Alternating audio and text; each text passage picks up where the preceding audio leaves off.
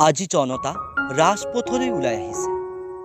আজি জনতাৰ হিয়াই কান্দিছে ককাইদেউ দুৰ্দশা দেখি। প্ৰতিদিনে দূৰদৰ্শন, ফেচবুক, হোৱাটছআপত ককাইদেউৰ প্ৰসংগ।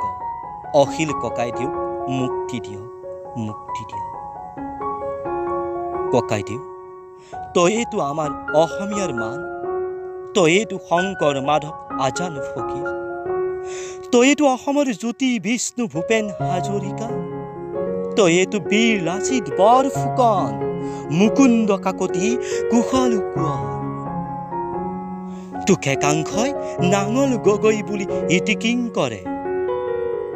সাহস দি যা ককাইদেউ, সাহস দি যা খিলঞ্জীয়া অসমীয়া।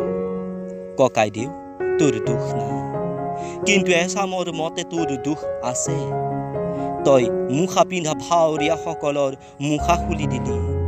তই কিয় নদী বান্ধ বিদেশীক স্বদেশী কৰাৰ বিৰুদ্ধে, সিন্ডিকেট ৰাজ, অবাধ দুৰ্নীতি, টোলগেট বন্ধ কৰিবৰ বাবে, জনতাক কৰা শোষণ বঞ্চনাৰ বাবে মাতিছিলি?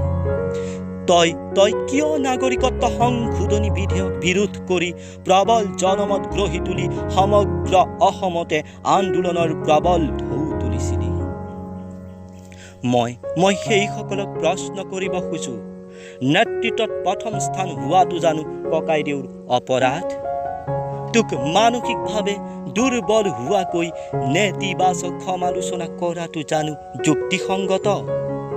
ককাইদেউ, তই পলায়নবাদী কাপুৰুষ নহয়, কাপুৰুষ পলায়নবাদী সিহঁত, যি নিজৰ আদৰ্শক জলাঞ্জলি দিলে। তই জানো নিজৰ আদৰ্শক জলাঞ্জলি দিবি?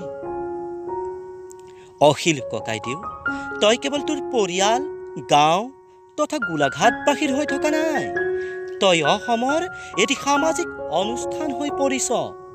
সাম্প্ৰতিক সময়ৰ তয়েইতো আমাৰ অভিভাৱক, অধিপতি, আশা ভৰসা, দুঃসাহসৰ স্থল। আজি দেশত গণতন্ত্ৰ নাই, আজি আমি স্বাধীন হৈও যেন পৰাধীন।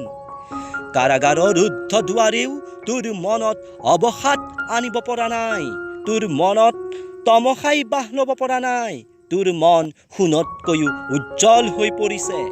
ককাইদেউ, তই ভাগৰি নপৰিবি। তোৰ প্ৰতিবাদী উদাত্ত কণ্ঠ, জাতিক জাগ্ৰত কৰা ভাষণ, তোৰ ব্যক্তিত্ব অসমবাসীৰ মুখে মুখে।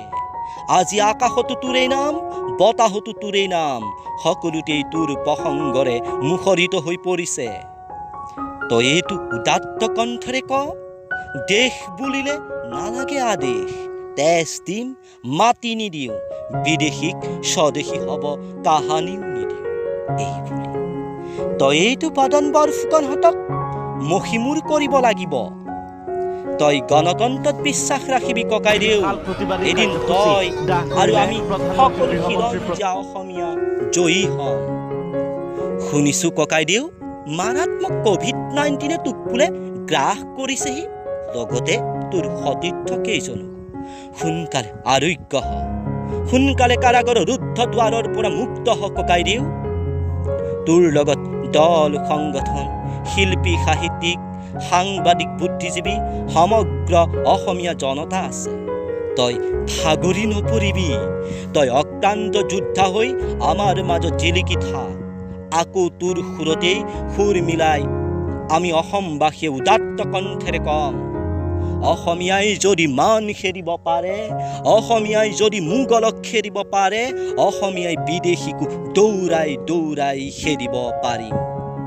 জয় অখিল ককাইদেউ, জয় খিলঞ্জীয়া অসমীয়া, জয় আই অসম।